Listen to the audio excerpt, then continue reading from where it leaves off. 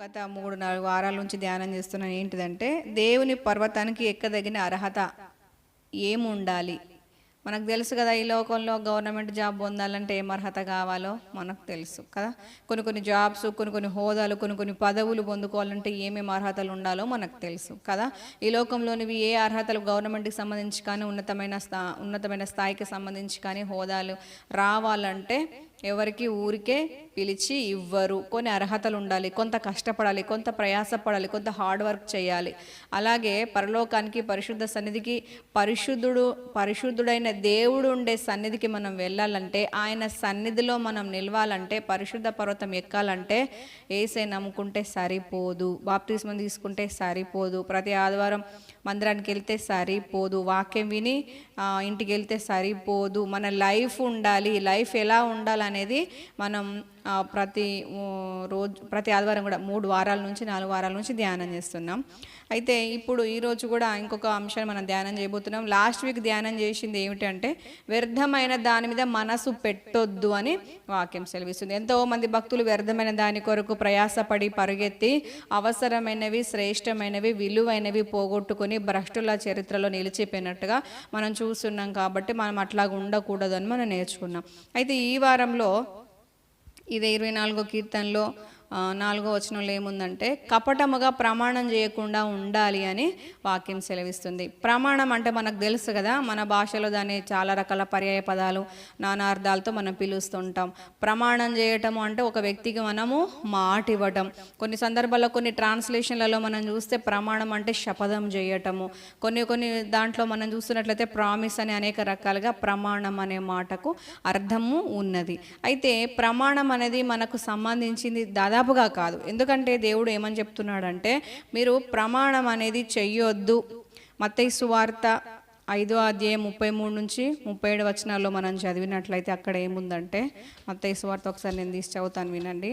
మత్తయి సువార్త 5వ అధ్యాయం 33 నుంచి, మరియు నీవు అప్రమాణం చేయక నీ ప్రమాణములను ప్రభువునకు చెల్లింపవలనని పూర్వీకులతో చెప్పబడిన మాట మీరు విన్నారు కదా. నేను మీతో చెప్పున్నది ఏమనగా, ఎంత మాత్రము ఒట్టు పెట్టుకొనవద్దు. మన భాషలో, మన మాండలిక భాషలో మనం చూస్తే ప్రమాణం అంటే ఒట్టు, ప్రామిస్. చిన్నప్పటి నుంచి మనకు ప్రామిస్ అంటే తెలుసు కదా, చిన్న పిల్లలకు కూడా తెలుసు ప్రామిస్. ప్రతిదానికి నేను చిన్నగా ఉన్నప్పుడు కూడా మా ఫ్రెండ్స్, మా క్లాస్మేట్స్ ఎక్కువగా ఈ మాట ఇతరులను నమ్మించడానికి, మన నమ్మకత్వాన్ని నిరూపించడానికి, మనము వాళ్ళకు నమ్మకాన్ని కలిగించాలి, కుదిరించాలి అంటే ఎక్కువగా ఉపయోగించే మాట ఏంటంటే ప్రామిస్. నిజంగా ప్రామిస్. కొంతమంది అయితే ఇంకా మోటుగా అమ్మతోడు, అబ్బతోడు కదా, ఎన్ని రకాలుగా మాట్లాడతారు, తోడులేస్తారు కదా. అయితే ఇక్కడ యేసయ్య ఏం చెప్తున్నాడు అంటే, ఎంత మాత్రము ఒట్టు పెట్టుకొనవద్దు. ఆకాశము తోడనవద్దు, అది దేవుని సింహాసనము. భూమి తోడనవద్దు, అది ఆయన పాదపీఠము. యెరూషలేము తోడనవద్దు, అది మహారాజు పట్టణము. నీ తల తోడని ఒట్టు పెట్టుకొనవద్దు. నీ ఒక వెండ్రుకనైనను తెలుపుగా కానీ నలుపుగా కానీ చేయలేవు.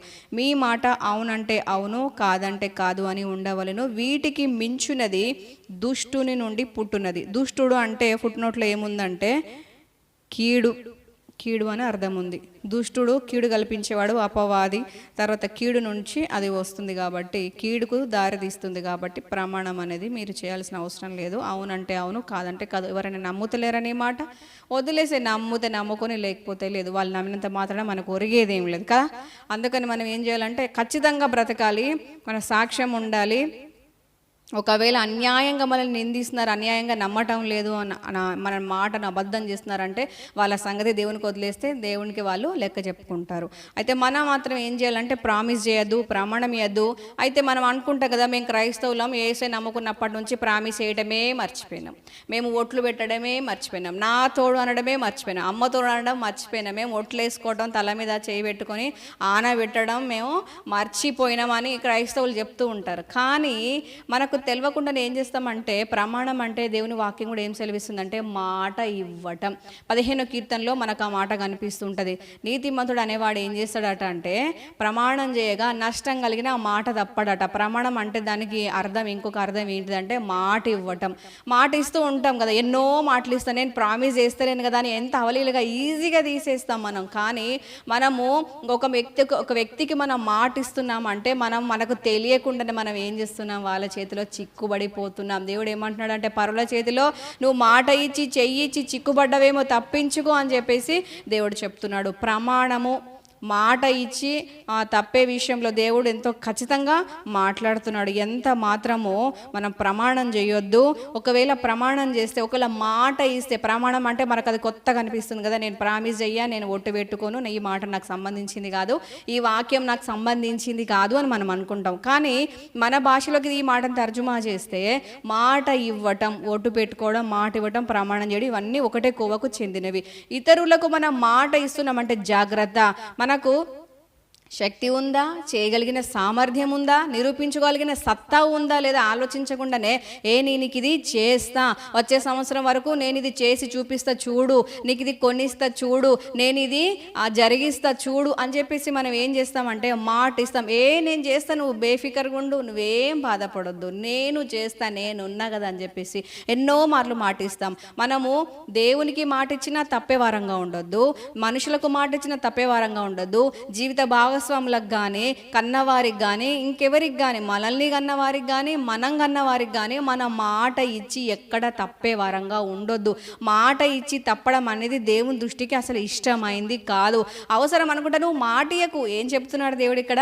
అవునంటే అవునను, కాదంటే కాదను, అంతకు మించి నమ్ముతే నమ్మని, లేకపోతే లేదు, వాళ్ళ ఇష్టానికి వదిలే. కానీ ప్రామిస్ మాత్రం చేయొద్దు, మాట మాత్రం ఇవ్వద్దు, ప్రమాణం మాత్రం చేయొద్దు, శపథం చేయొద్దు, ఒట్టు పెట్టుకోద్దు. ఆన అంటారు కదా కొన్ని స్థలాలలో, ఆన కూడా మనము పెట్టడానికి వీలేదు. మన దేవుడు ఈ ప్రమాణం విషయంలో ఖచ్చితంగా చొరవ తీసుకునే దేవుడుగా ఉన్నాడు. ఆయన మాట ఇవ్వడు ఎవ్వరికి, ఆయన నోటి వెంబడి మాట రాదు.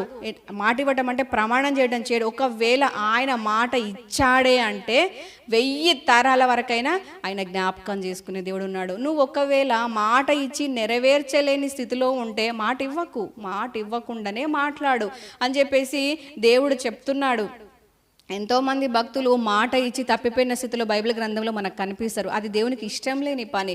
మనం మాట ఇచ్చామంటే, అది తప్పినామంటే దేవుడు దాన్ని ఇష్టపడడు. దాన్ని మనం జ్ఞాపకం ఉంచుకోవాలి. అయితే కొన్ని సందర్భాల్లో బైబిల్ గ్రంథంలో మనం చూస్తే, ప్రమాణం దేవునికి చేసి దేవా నేను నీకు ఇస్తా, దేవా నేను నీ సన్నిధిలో చేస్తా. మనం తీర్మానాలు కూడా చేస్తూ ఉంటాం కదా. తీర్మానాలు ప్రమాణం ఒకటి కాదు, కానీ ఆ తీర్మానాలు తీసుకొని కూడా మనం కొన్నిసార్లు తప్పిపోయిన వారంగా ఉంటాం. దేవుని దగ్గర, దేవా నేను ఇది చేస్తా అని చెప్పేసి మనం తీర్మానం చేసుకుని తప్పిపోతాం. అట్లా కూడా మనం తప్పిపోయే వారంగా ఉండకుందుముగాక. అయితే దేవుడు ఏం కోరుతున్నాడు అంటే, మీరు ప్రమాణం చేయకండి, మీరు చేస్తే మాత్రము తప్పకుండా చెల్లించడానికి, దాన్ని నెరవేర్చడానికి ప్రయాస పడండి అని చెప్తున్నాడు. ఎందుకంటే ఆయన అంత ఖచ్చితంగా ఉన్న దేవుడు, ఆయన న్యాయవంతుడు, ఆయన నీతిమంతుడు, ఆయన రోషము గల దేవుడు అని వాక్యం సెలవిస్తుంది. మనము ఏదైనా దేవునికి మాట ఇచ్చినామంటే దాని విషయంలో ఆయన ఎట్లా రాబట్టుకోవాలో ఆయనకు తెలుసట. వాక్యమే సెలవిస్తుంది, నా సొంత మాటలు కానే కాదు. దేవుడే అంటున్నాడు, నువ్వేదైనా దేవుని సన్నిధిలో తొందరపడి మాట్లాడి మరలా కీడులో పడతావేమో, అందుకొరకు మొదటిగానే నీ నోటిని నా సన్నిధిలో జాగ్రత్తగా ఉంచుకో. ప్రసంగి 5వ అధ్యాయంలో అది మనకు కనిపిస్తుంది. మనము భూమి మీద ఉన్నాము, దేవుడు ఆకాశం అందు ఉన్నాడు. కాబట్టి మన మాటలు కొద్దిగా ఉండాలి, యథార్థంగా ఉండాలి, నీతిగా ఉండాలి, నెరవేర్చేవిగా ఉండాలి, ఖచ్చితంగా ఉండాలి. మనం అంత ఖచ్చితంగా బ్రతకాలని దేవుడు కోరుతున్నాడు. ప్రమాణం చేయొద్దు, ప్రమాణం జోలికి పోవద్దు, ఎవరికి మాట ఇవ్వద్దు. ఇచ్చినామా దాన్ని నెరవేర్చడానికి ఎంత కష్టమైనా ప్రయాసపడాలి. మనము ఈ ప్రమాణాలు అనేవి మన జీవితంలో మొదటిగానే ప్రారంభమయ్యేది ఎక్కడంటే, ప్రతి ఒక్కరు చెప్పే మాట, పెళ్ళిళ్ళలో ప్రమాణాలు ప్రారంభమవుతాయి. ఎంతమంది జీవితాంత కాలం వరకు ఆ ప్రమాణాలు నిలబడుతున్నారో, అప్పుడు ప్రమాణం చేసేటప్పుడు క్రిస్టియన్ పెళ్ళిళ్ళలో కానీ ఏ పెళ్ళిలో కానీ దేవుని సాక్షిగా అని చెప్పేసి అక్కడ ప్రమాణాలు చేపిస్తూ ఉంటారు. దేవుని సాక్షిగా, దేవుని ఎలా పెడుతున్నారు ఇక్కడ? దేవుని ఒక సాక్షిగా పెడుతున్నారు.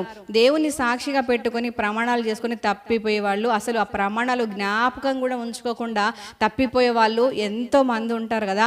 కానీ వాళ్ళు ఖచ్చితంగా దాన్ని పర్యవసానం అనేది అనుభవిస్తారు. కానీ అది గుర్తుపట్టారో అది దేవునికి తెలుసు. మనం మాత్రం మన జీవిత భాగస్వామికే కానీ, తల్లిదండ్రులకే కానీ, పిల్లలకే కానీ, సేవకులకే కానీ, దేవునికే కానీ ఎవరికి కూడా మాట ఇచ్చి తప్పే వారంగా ఉండకుందుముగాక. మన ప్రమాణాలన్నీ అప్రమాణం చేయక చేయక ప్రతిదీ చెల్లించే వారంగా మనము ఉందుముగాక. మన మాటలన్నీ అవునంటే అవును, కాదంటే కాదు అన్నట్టుగానే ఖచ్చితమైనవిగా ఉండునుగాక. వాక్యాన్ని నెరవేర్చే వారంగా మనం ఉందుముగాక. కీడు నుంచి తప్పించబడుదుముగాక. దుష్టు నుండి పుట్టే ఏ మాటకు ఏ కీడుకు మనం అవకాశం ఇచ్చే వారంగా ఉండకుందుముగాక. ఆమెన్. ఒకానొక సందర్భంలో ఐగుప్తు దేశం నుండి ఇశ్రాయేలీలు ప్రయాణం ప్రారంభించిన సందర్భం మనకు తెలుసు కదా. అప్పుడు వాళ్ళు ప్రయాణం ప్రారంభించిన తర్వాత దేవుడు అద్భుత మహాశ్చర్య కార్యములు చేస్తున్నాడు. వారిని ఐగుప్తు నుంచి బయటికి తీసుకురావడానికే మహా అద్భుతాలు చేసి తీసుకొచ్చిండు. అప్పటికే ప్రపంచ దేశాలు వణికిపోవడం ప్రారంభమైనాయి. వాళ్ళు ఐగుప్తు నుంచి బయటకు వచ్చిన తర్వాత సముద్రాన్ని చీల్చిన దేవుడు అని ఇంతవరకు ఎక్కడ ఎవ్వరు ఏ ప్రజలకు తెలియదు. ఆయన మాత్రమే సముద్రాన్ని చీల్చి ఆరిన నేలగా చేసి తన ప్రజల్ని బయటికి తీసుకొచ్చిన శక్తివంతుడైన దేవుడుగా ఆయన నిరూపించబడ్డాడు. ఆ విషయం ప్రపంచమంతా తెలుస్తున్నప్పుడు ఒక్కొక్క దేశం ఒక్కొక్క ప్రాంతం గడగడ వణికిపోతున్నారు. ఇశ్రాయేలు ప్రజలు మా దేశ సరిహద్దులో నుంచి వెళుతారు అని ఏ దేశానికి తెలుస్తుందో ఆ దేశం గడగడ వణుకుతున్నారు. ఎందుకంటే దేవుడు సెలవిచ్చినాడు కదా, దేవుని ప్రజల కొరకు దేవుని బట్టి సర్వ మానవాళిలో భయం తీసుకొస్తానన్నాడు. నన్ను బట్టి ప్రజలు నీకు భయపడేలా చేస్తా అని ఇశ్రాయేలీలకు వాగ్దానం చేసిన దేవుడు మన దేవుడు. ఆయన వాగ్దానం ఇస్తే తప్పడు అని మనం నేర్చుకుంటున్నాం కదా. ఎందుకంటే వాక్యం ఏం సెలవిస్తుందంటే, ఆయన మాట ఇచ్చి తప్పుటకు నరుడు కాదు, 1000 తరాల వరకైనా జ్ఞాపకం ఉంచుకునే దేవుడు అని వాక్యం సెలవిస్తుంది. అలాగే ఆయన ఇశ్రాయేలు ప్రజల కొరకు చేస్తున్న అద్భుతాలన్నింటినీ వింటున్న ప్రపంచ దేశాలన్నీ కూడా గడగడ వణుకుతున్నాయి. నిజంగా యేసే కొరకు మనం నిలబడి జీవించి ఆయన కొరకు మంచి సాక్ష్యం తెచ్చుకుంటూ ఆయన మన పక్షం వహించేలా నీతిగా, నిజాయితీగా, యథార్థంగా, పవిత్రంగా బ్రతుకుతూ ప్రజలందరి దృష్టికి ఒక భయ కారణంగా మనము వర్ధిల్లుదుముగాక. ఆమెన్. మన శత్రువు మనల్ని చూసి భయపడి వణుకునుగాక, పారిపోవునుగాక. ఆమెన్. యెహోవా మన పక్షంగా యుద్ధము చెయ్యునుగాక. ఆమెన్. ప్రపంచ దేశాలన్నీ కూడా విన్నారు. ఏమని విన్నారు? ఇశ్రాయేలు దేవుడు శక్తిమంతుడు, ఇశ్రాయేలు దేవుడు వారి ప్రజల పక్షంగా యుద్ధములు చేస్తాడు, ఆయన వారి పక్షంగా అద్భుతములు చేస్తాడు, వారి జోలికి ఎవ్వరు పోవద్దు అని విన్నారు. దేవుని నామం పేరిట మన జీవితంలో మన గురించి కూడా శత్రు ఈ మాట వినుగాక. మన విషయంలో శత్రు జోక్యం చేసుకోవడానికి గడగడ వణుకునుగాక. మన విషయంలో జోక్యం చేసుకోవడానికి శత్రువు భయపడునుగాక. మనకు విరోధంగా చెయ్యెత్తడానికి శత్రువు గడగడ వణుకునుగాక. మనకు విరోధంగా లేచే శత్రువు ఆయుధములన్నీ తుత్తునియలైపోవునుగాక. ఆమెన్. ఆ విధంగా ఇశ్రాయేలు ప్రజల విషయంలో శత్రువులు భయపడుతున్నప్పుడు వాళ్ళు ఇక ప్రయాణం కొంచెం సాగిపోతున్నప్పుడు ఒకానొక సందర్భంలో గిబియోనీయులు అనే ప్రజలు, వారెవరు అంటే అమాలేకీల జాతికి సంబంధించినటువంటి వేరే ప్రజలు. వాళ్ళు ఏం చేస్తున్నారంటే, గిబియోనీయులు ఇశ్రాయేలు ప్రజలు మా ప్రాంతం గుండా రాబోతున్నారని విన్నప్పుడు వాళ్ళు దూరంగా ఉండగానే భయపడి వీళ్ళకు వ్యతిరేకంగా మనం లేవటం ఎందుకు, మనం నాశనం అయిపోవటం ఎందుకు, మనము ఏం చేద్దామంటే మనం కపటంగా వెళ్ళి ఏం చేద్దాము, వాళ్ళ దగ్గర మాట తీసుకుందామని చెప్పేసి వాళ్ళు ప్రయాణం మొదలుపెట్టినారు. వాళ్ళు ఎలాంటి ప్రయాణం మొదలుపెట్టినారంటే, దగ్గరున్న ప్రజలే వాళ్ళు నెక్స్ట్ ఇక ఇశ్రాయేలు ప్రజలు వాళ్ళ మీదకి వెళ్ళి పడి వాళ్ళని హతం చేసి వాళ్ళ ప్రాంతం గుండా వాళ్ళు దాటిపోవాలంతే. అయితే ఆ సందర్భంలో మనం ఇశ్రాయేల్ ప్రజలతో పెట్టుకోవడం ఎందుకు, నశించిపోవడం ఎందుకు, వాళ్ళతో మనం మాట తీసుకుందాం, మనము వాళ్ళ దగ్గరికి వెళ్ళి దయా కనికరం పుట్టేలా ప్రవర్తించుదాం, దయా కనికరం పుట్టేలా మాట్లాడదాం అని చెప్పేసి వాళ్ళు ఏం చేసినారంటే, వాళ్ళు బయలుదేరేటప్పుడు ఏం చేసినారంటే పాడైన పాతగిలిపోయిన చినిగిపోయిన దుమ్ము పట్టిపోయిన బట్టలు వేసుకున్నారు. తర్వాత చింపిరి జుట్టు వేసుకొని, విరిగిపోయిన రొట్టె ముక్కలు పట్టుకొని, చినిగిపోయిన తిత్తులు పట్టుకొని, వాళ్ళు మేము చాలా దూరం నుంచి వస్తున్నామని వాళ్ళు చూసే వాళ్ళు గుర్తు పట్టే విధంగా అరిగిపోయిన చెప్పులు వేసుకొని, ఇలాంటి వేషాలతో వాళ్ళు తయారై మేము చాలా దూరం నుంచి వస్తున్నాం, మీ దేవుని గురించి మేము విన్నాం, మీ దేవుడు సర్వశక్తిమంతుడు అని తెలుసుకున్నాం, మీ జోలికి వచ్చిన వాళ్ళు ఎవరు కూడా వర్ధిల్లరు అని తెలుసుకున్నాం, కాబట్టి దయచేసి మాతో నిబంధన చేయండి, మాకు మాట ఇవ్వండి, మమ్మల్ని చంపము అని, మా ద్వారా మీకే హాని లేదు, మీ ద్వారా మా కూడా ఏ హాని ఉండకూడదు, కాబట్టి మమ్మల్ని ఏమి చెయ్యము అని మాట ఇవ్వండి అని చెప్పేసి వాళ్ళు గిబియోనీలు అడుగుతున్నారు. అడిగితే ప్రతి విషయంలో దేవుని దగ్గర విచారించే యెహోషువ ఆ ఒక్కసారి మాత్రము బోల్తా పడ్డాడు. దేవుని దగ్గర విచారణ చేయకుండా వాళ్ళతో మాట్లాడడానికి సిద్ధపడ్డాడు. మనము ఏ పని చేయాలన్నా దేవుని ముందు పెట్టుకున్నామంటే మనకు ఒక క్లారిటీ అనేది ఉంటుంది. ఏ పని మొదలు పెట్టినా ఒక క్లారిటీ ఉంటుంది, ఒక విజయం అనేది ఉంటుంది, మనకు ఒక దాంట్లో సక్సెస్ అనేది, ఒక ఆనందం అనేది, ఒక ఆశీర్వాదం అనేది, ఒక ఫలింపు అనేది మనకు ఉంటుంది. ఏ పని మొదలు పెట్టినా దేవా నేను ఇది చెయ్యాలా వద్దా, దేవా నేను ఇది చేస్తే నష్టమా లాభమా, దేవా నేను ఈ అడుగు వేస్తే మంచా చెడా, శత్రువు గెలుస్తాడా నేను గెలుస్తానా, ప్రతి విషయంలో కూడా అలాగా ఆ దేవుని దగ్గర విచారణ చేసి మనము పనులు మొదలు పెట్టేవారంగా ఉందుముగాక, విజయాలు చూచేవారంగా ఉందుముగాక. అప్పటి వరకు మోషే నాయకత్వంలో నడుస్తున్న ప్రజలు ప్రతిదీ మోషే ఆగాలన్నా వెళ్ళాలన్నా ప్రతిదీ కూడా దేవుని దగ్గర విచారణ చేసినాడు కాబట్టి ప్రతి దాంట్లో వాళ్ళు ప్రతి ప్రయాణంలో విజయం చూసినారు. ఒకవేళ శత్రువులు లేచినప్పటికీ వీళ్ళకి విజయం కలిగింది. అయితే ఈసారి మాత్రం యెహోషువ ఏం చేసినాడంటే దేవుని దగ్గర విచారణ చేయకుండా ఆ ప్రజలతో మాట్లాడడం మొదలుపెట్టినాడు. మనం కూడా ఏ పని దేవుడు లేకుండా మొదలు పెట్టకుందుముగాక, దేవుడు లేకుండా ఎవరికి మాట ఇవ్వకుందుముగాక, ఏ విషయంలో బోల్తా పడకుందుముగాక. ఆమెన్. వ్యక్తిగతంగా నా జీవితంలో నేను కూడా అనుభవించిన దేవుని దగ్గర విచారణ చేయకుండా మంచా చెడా స్టెప్ చేయాలా వద్దా అని దేవుని దగ్గర అడగకుండా నేను స్టెప్ చేసి బోల్తా పడిన విషయాలు, చాలా బాధపడిన విషయాలు, కన్నీటికి లోనైనటువంటి విషయాలు నేను చాలా అనుభవించిన కాబట్టి నేను ఈ మాట చెప్పగలుగుతున్నా. ఎంత మాత్రం మనం దేవుని దగ్గర విచారణ చేయకుండా ఏ విషయంలో మనం పనులు ప్రారంభించకుందుముగాక. ఆమెన్. యెహోషువ మాట ఇవ్వడానికి సిద్ధపడుతున్నాడు. సరేలే, దేవుని దగ్గర విచారణ చేయలేదు, యెహోషువ చేయలేదు, ఇశ్రాయేలు ప్రజలు ఎవరు కూడా దేవుని జ్ఞాపకం చేసుకోలేదు. ఏ పని చేసినా దేవుని మనం జ్ఞాపకం చేసుకోవాలి. కానీ యెహోషువ, ఇశ్రాయేలు ప్రజలు ఆ సందర్భంలో బోల్తా పడ్డారు. వారు నిజమేని నమ్మినారు. ఆ యొక్క గిబియోనీల కపటపు ఆలోచనలను, కపటపు ప్రవర్తనను వారు గుర్తుపట్టలేకపోయినారు. మనము శత్రు ఒక కపటపు నడతను గుర్తుపట్టే వారంగా ఉందుముగాక. శత్రు ఒక కపటపు ఆలోచన గుర్తుపట్టే వారంగా మనము ఉందుగాక. అంత వివేచన ప్రభు మనకు దయచేయునుగాక. ఆమెన్. వాళ్ళు కపటంగా వచ్చి మాట తీసుకుంటున్నారు. యెహోషువ దయచేసి మాకు మాట ఇవ్వు, మేము చాలా దూరం నుంచి వచ్చి మీ గురించి విని భయపడి వచ్చిన మాట ఇవ్వు, మమ్మల్ని ఏం చేయమని అన్నప్పుడు సరే అని చెప్పేసి మాట ఇచ్చాడు. యెహోవా నామం పేట ప్రమాణం చేశాడు. ప్రమాణమే మనకు కుదరదు అని అంటే యెహోషువ ఏం చేసినాడంటే, యెహోవా నామం పేట నేను ప్రమాణం చేస్తున్నా, మిమ్మల్ని మేము చంపము అని చెప్పేసి ప్రమాణం చేసినాడు. ప్రమాణం చేసిన తర్వాత అయితే వాళ్ళు అక్కడ భోజనం చేసుకొని మంచిగా అక్కడ నుంచి వెళ్ళిపోయినారు. వాళ్ళు ప్రమాణం తీసుకునే ముందు, మాట తీసుకునే ముందు చూపించినారు. మేము మా ఇంటి దగ్గర నుంచి వచ్చేటప్పుడు మేము మంచి కొత్త బట్టలు వేసుకొని బయలుదేరినాము, మా బట్టలు ఇప్పటికీ చినిగిపోయినాయి, ఎందుకంటే బాగా దూరం నుంచి వస్తున్నాం. మేము ఇంటి నుంచి బయలుదేరేటప్పుడు కొత్త చెప్పులు వేసుకొని వచ్చినాం, కానీ మా చెప్పులు చూడండి ఇప్పుడు అరిగిపోయినాయి. ఎందుకు అంటే చాలా దూరం నడిచినాం. మా భక్ష్యములు చూడండి, మా రొట్టెలు చూడండి, మా ఆహార వస్తువులు చూడండి, మేము ఇంటి దగ్గర నుంచి చేసుకొని వచ్చేటప్పుడు వేడివేడిగా తీసుకొచ్చుకున్నాం, కానీ మీ దగ్గరికి వచ్చేటప్పటికి అవి ఎండి ముక్కలైపోయినాయి, ఎందుకంటే మేము చాలా దూరం నుండి వచ్చినాం. ఇవన్నీ చెప్తూ కపటంగా మాట్లాడి మోసం చేసి వాళ్ళు ఏం చేస్తున్నారంటే మాట తీసుకుంటున్నారు. మన శత్రువు మనకు ఎన్ని కపటాలు నూరు పోసినా, మనకు ఎన్ని కపటపు ఆలోచనలు చెప్పి మన దగ్గర మాట తీసుకోవడానికి ప్రయత్నం చేసినా శత్రువు మోసంలో మనము పడకుందుముగాక. శత్రువును హతమార్చే వారంగా ఉందుముగాక, శత్రువును బ్రతకనిచ్చే వారంగా మనం ఉండకుందుముగాక. ఆమేన్. మన శత్రువు ఎవరు? శత్రువు అని మాట్లాడుతున్నాం కదా. మనుషులు ఎవరు? మనకు శత్రువు లేరు, కానీ మన శత్రువు ఎవడు?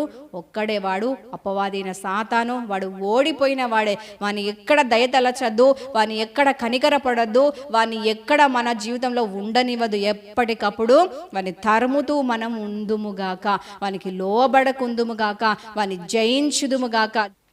ఆ విధంగా యెహోషువ ఏం చేసినాడంటే వాళ్ళకు మాట ఇచ్చినాడు. సరే, యెహోవా నామం పేట చేతి ప్రమాణం చేస్తున్నా, మిమ్మల్ని చంపము, మీరు ఇంత భయపడి వచ్చిరు కదా, భయపడకండి, నిబంధన చేస్తున్నాం, మిమ్మల్ని చంపము అని చెప్పేసి యెహోషువ ఆ గిబియోనీలకు ప్రమాణం చేసిన తర్వాత వాళ్ళు తిని హ్యాపీగా వాళ్ళ ఊరికి వెళ్ళిపోయిన తర్వాత కొంతకాలం గడిచిన తర్వాత యెహోషువకి ఏం తెలిసిందంటే వాళ్ళు దూర ప్రాంతీయులు కాదు, వాళ్ళు దగ్గర ప్రాంతీయులే, మనల్ని మోసం చేసినారు, కపటంగా మన దగ్గర మాట తీసుకున్నారు, ఎంత పని జరిగింది.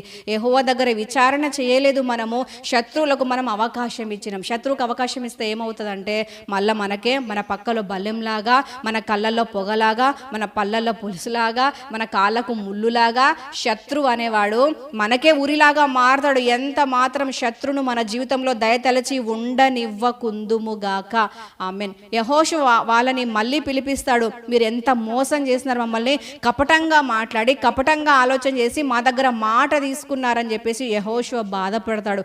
బాధపడి మీరు ఎందుకు ఇట్లా చేస్తున్నారంటే మేము భయపడ్డాం, శత్రువు మనల్ని చూసి భయపడునుగాక. శత్రువులు వాళ్ళు గిబియోనీలు ఏం చేస్తున్నారంటే వాళ్ళు ఇశ్రాయేల్ ప్రజల యొక్క దేవుని గురించి విని వారి గురించి విని భయపడ్డారు. భయపడిన వారై వాళ్ళు ఏం చేస్తున్నారంటే వాళ్ళు మాట తీసుకున్నారు. యెహోషువ దగ్గర మాట తీసుకుని చంపము అని చెప్పమంటే యెహోషువ చంపము అని చెప్పిన తర్వాత సరే ఎట్లాగో నేను మాట ఇచ్చి తప్పితే దేవునికి కోపం వస్తుంది, నేను మాట ఇచ్చిన కాబట్టి మిమ్మల్ని చంపమని చెప్పేసి వాళ్ళని చంపకుండానే, కానీ మీరు మమ్మల్ని కపటంగా మోసం చేసినందుకు ఒక శిక్ష ఉన్నది, మీరు జీవించినంత కాలం దాసులే అని చెప్పేసి మాకు కట్టెలు నరుకువారు గాను, మాకు నీళ్లు చేది పోసేవారు గాను, బోనకత్తెలు గాను మీరు మాకు ఉందురుగాక, పనివారుగా ఉందురుగాక, మీరు మోసం చేసినందుకు మీకు ఇదే శిక్ష అని చెప్పేసి వాళ్ళకు ఒక శాపంలాగా యెహోషువ పలకడం జరిగింది. దేవుడు మనకిచ్చినటువంటి అవకాశాలు, దేవుని దగ్గర విచారణ చేసే అవకాశం ఇచ్చినాడు కదా. ఏ పని చేయాలన్నా దేవుని దగ్గర విచారణ చేయాలి. యెహోషువ ఆ విచారణ చేయకుండా శత్రువును ఉండనిచ్చినాడు, మోసపోయినాడు. మనం ఎంత మాత్రం మోసపోయే వారంగా ఉండకుందుముగాక. మనము దేవుని దగ్గర విచారణ చేయకుండా మనము ప్రమాణం చేయకుందుముగాక. మనము దేవుని దగ్గర విచారణ చేయకుండా ఎవరికి మాట ఇవ్వకుందుముగాక. మంచి చెడులు వివేచించే ఆ యొక్క జ్ఞానము దేవుడు మనకు దయచేయునుగాక. మన సమయం అయిపోయింది కనుక మనం మధ్యలోనే ఈ వాక్యాన్ని మనం ముగించడం జరుగుతుంది. ఈ రోజు నేర్చుకున్నది ఏమిటి అంటే ప్రమాణం, కపట ప్రమాణం. ఇప్పటిదాకా ప్రమాణం ఏంటిదో తెలుసుకున్నాము. అయితే కపట ప్రమాణం అనేది మనం నేర్చుకుంటున్నాం. ఏంటంటే కపట ప్రమాణం దేవునికి ఇష్టం లేదు. మనం ప్రమాణమే చేయొద్దు అంటున్నాడు, అందులో కపటం. ఇంకా కపటం అంటే మోసము, వంచన, ద్రోహము, ఇవన్నీ అర్థాలు వస్తాయి అన్నమాట. మనము లోపల ద్రోహం ఉంచుకొని, లోపల మోసం ఉంచుకొని, వంచన ఉంచుకొని, ద్రోహం చేస్తూ కపటంగా, మూర్ఖంగా, మోసంగా ఇతరులకు మనము ప్రమాణం చేసే వరంగా ఉండొద్దు. మనం ప్రమాణాలన్నిటినీ పక్కన పెట్టి దేవుని దగ్గర అనుకూల జీవితం మనము జీవించుదాం గాక. ఈ మిగతా భాగం అంతా వచ్చే వారం దేవుని చిత్తం అయితే ధ్యానం చేసుకుందాము. ఒకవేళ మనం తెలిసి తెలియక దేవుని వాక్యానికి వ్యతిరేకంగా ఎవరికైనా మాట ఇచ్చే వారంగా, మాట ఇచ్చి తప్పిన వారంగా, మనుషులక లేకపోతే దేవునిక, సేవకులక, తల్లిదండ్రులక, పిల్లలక, జీవిత భాగస్వాములక, ఎవరికి మన చుట్టుపక్కల ఉన్న వారికి, బంధువులక, ఎవరికి మాట ఇచ్చి తప్పిన వారంగా ఉన్నామో సరి చేసుకుందాం, దిద్దుకుందాం. దేవుని దగ్గర క్షమాపణ అడుగుదాం. నేను ఎప్పుడు ఎవరికి మాట ఇల్లని మాత్రం అనకండి. ఇంత జీవిత కాలంలో ఖచ్చితంగా ఎక్కడనో కాడ మాట ఇచ్చే ఉంటాం, తప్పే ఉంటాం. దాన్ని బట్టి క్షమాపణ అడుగుదాం. మన జీవితాలు సరి చేసుకుని మనం దేవుని దగ్గర ఏమైనా ప్రమాణం చేస్తే ఆ ప్రమాణంలన్నీ చెల్లించే వారంగా నిలబడదాం. అటువంటి కృపదేవుడు మనకు అనుగ్రహించునుగాక. ఆమేన్. చిన్న మాట ప్రార్థన చేసుకుని మనం ఆరాధనలోకి వెళ్దాం. తండ్రి, నీకు వందనాలు చెల్లిస్తున్నాం దేవా. నీ వాక్యం కొరకే కృతజ్ఞతాస్తుతులు చెల్లిస్తున్నాం. నీ సన్నిధికి చేరాలంటే, నీవు పరిశుద్ధ పర్వతంలో నిలబడాలంటే కపటంగా ప్రమాణం చేయొద్దని వాక్యం సెలవిస్తుంది. ఏమైనా కపట ప్రమాణాలు మాలో ఉంటే తొలగించండి. ఇంతవరకు ఎన్నో మార్లు మాట ఇచ్చి తప్పిన వారంగా ఉండి ఉంటాం దేవా. మమ్మల్ని క్షమించండి, మన్నించండి. నీ రక్తం ద్వారా, వాక్యం ద్వారా మమ్మల్ని కడిగి శుద్ధి చేసి నీ పరలోక రాజ్యానికి అర్హత కలిగిన వారుగా నిలబెట్టి మహిమ పొందమని, వాక్యంలో నిరంతరంగా ఫలింపచేయమని యేసు నామములో ప్రార్థిస్తున్నాం తండ్రి. ఆమేన్.